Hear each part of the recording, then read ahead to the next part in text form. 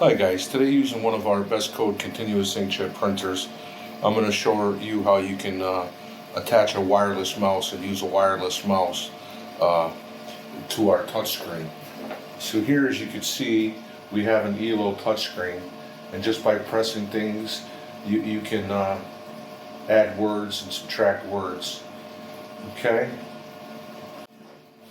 So with just a normal mouse and the wireless connector, if we take a screwdriver and open up our cabinet here,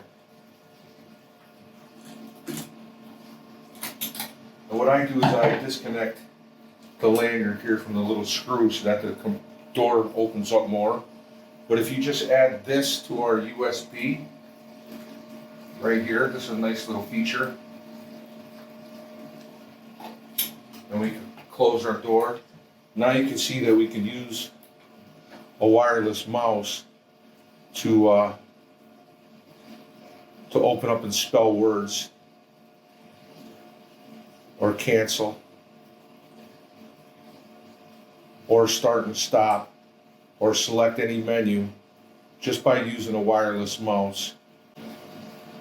So that's just one feature with our BestCode continuous inkjet printer that I wanted to make you guys aware of. Thank you very much.